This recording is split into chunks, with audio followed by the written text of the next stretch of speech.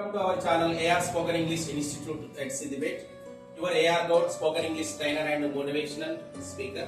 So ఈ రోజు మనము చాలా మంది ఇంగ్లీష్ మాట్లాడడానికి ఇబ్బందిగా పడుతుంటారు. అసలు ఏం క్వాలిఫికేషన్ లేని వారు, తర్వాత ఇంటర్ చేసిన వాళ్ళు, డిగ్రీ చేసిన వాళ్ళు, అసలు ఏం చదువు రాని వాళ్ళు కూడా ఇంగ్లీష్ ఎక్కడి నుంచి స్టార్ట్ చేయాలంటే కొంచెం ఇబ్బంది పడుతుంటారు. అటువంటి వాళ్ళకు ఒక చిన్న సింపుల్ టెక్నిక్ తో ఒక టాపిక్ తో నేను మీ ముందుకు వస్తున్నాను. ఈ ఛానల్ ని సబ్స్క్రైబ్ చేయని వాళ్ళు ఫస్ట్ మీరు చేసే పని ఈ ఛానల్ ని సబ్స్క్రైబ్ చేసుకోండి. కొత్త వీడియోలు మేము అప్లోడ్ చేసినప్పుడు మీకు నోటిఫికేషన్ రూపంలో వస్తాయి. ఈ యొక్క ఛానల్ ని మీరు చూస్తున్నందుకు ధన్యవాదాలు. Now we are entering into the subject. ఇక్కడ వచ్చేసి నేను ఈ రోజు క్లాస్ లోపల వర్బ్ కి వర్డ్ కు తేడా తెలుసుకుందాం. ఫస్ట్ వర్డ్ అంటే తెలుగులో పదం. Word is group of letters. తెలుగులో దీని పదము అంటారు.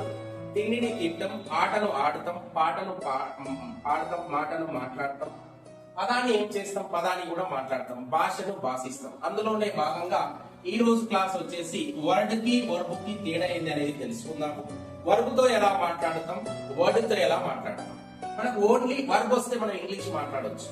కాబట్టి ఈ యొక్క వర్బ్ అంటే అసలు ఏంటిది అని అంటే, వర్బ్ అంటే క్రియ దేని గురించి తెలియజేస్తుంది? పని గురించి తెలియజేస్తుంది. మనం పదంతో మాట్లాడినప్పుడు ఆ పదంలో మీనింగ్ ఉండదు. ఏంటిది అనేది క్వశ్చన్ వస్తుంది. వర్బ్ తో మాట్లాడినప్పుడు దాంట్లో no doubt at. For example, verb అంటే ఇది క్రియ అంటే ఏంటంటే ఏ పదంలో అయితే యాక్షన్ కనిపిస్తుందో దానిని క్రియ అంటారు. ఫర్ ఎగ్జాంపుల్, పెన్ ఉంది. పెన్ అనేది వర్డ్. ఎలా అంటే PEN అనే 3 అక్షరాలు ఉన్నందుకు, 3 లెటర్స్ ఉన్నందుకు పెన్ అనేది ఒక వర్డ్. అలా కాకుండా గో అని అంటాం. గో అంటే స్పెల్లింగ్ వచ్చేసి GO. గో అనేది వర్డ్.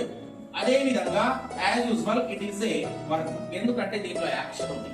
గో అంటే GO, గో 2 లెటర్లు ఉన్నందుకు ఇది వర్డ్ అంటున్నాం. అదే విధంగా గో అంటే ఇలా వెళ్ళు. కాబట్టి గో అనేది వర్డ్ అంటే క్రియ. కాబట్టి ఏ పదంలో అయితే యాక్షన్ కనిపిస్తుందో, పని కనిపిస్తుందో ఆ పదాన్ని క్రియ అంటారు. అలా మనం ఈ రోజు క్రియలతో ఎలా మాట్లాడదో చూద్దాం.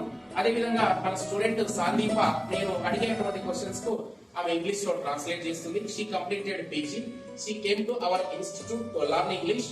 సందీప, వెళ్ళు, అక్కడికి వెళ్ళు, రా, ఇక్కడికి రా, తాగు, నీళ్ళు తాగు, డోర్ మీ, తెరువు, విండో తెరువు, కూర్చో, ఇక్కడ కూర్చో.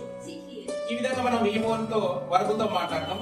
అదే విధంగా నెగటివ్, ఈ యొక్క క్రియా మొదటి రూపాన్ని నెగటివ్ లో మార్చినప్పుడు దీన్ని డోంట్ అనే పదంతో మనం తీసుకున్నట్లయితే డోంట్ అంటే వద్దు. దీనికి ఒక తెలుగులో మనం పేరు పెట్టుకున్నాం, వద్దు సూత్రం, లేకుంటే నాకు సూత్రం.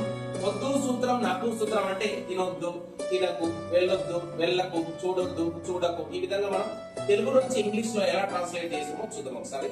వెళ్ళు, వెళ్ళకు, వెళ్ళొద్దు, కూర్చో, కూర్చోవద్దు, రా, రావద్దు, రాకు, రాయి, రాయకు, చూడకు, చూడకు, అక్కడ చూడకు, అక్కడ చూడకు, తినకు, తినకు, అక్కడ తినకు, అన్నం తినకు, చపాతి తినకు,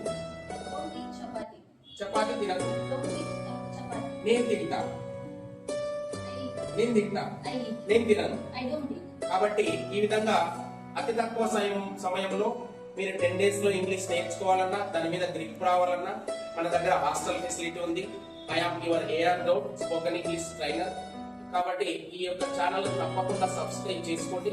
మీకు నెక్స్ట్ వీడియోలో ఏదైనా టాపిక్ కావాల్సి ఈ టాపిక్ బోధించమని చెప్తే నేను ఆ యొక్క టాపిక్ ను మీకు టీచింగ్ చేసి నేను నెక్స్ట్ వీడియోలో అప్లోడ్ చేస్తాను. మీకు ఉన్నటువంటి డౌట్లను కామెంట్ రూపంలో పెట్టండి. Your AR Dot. Thank you very much.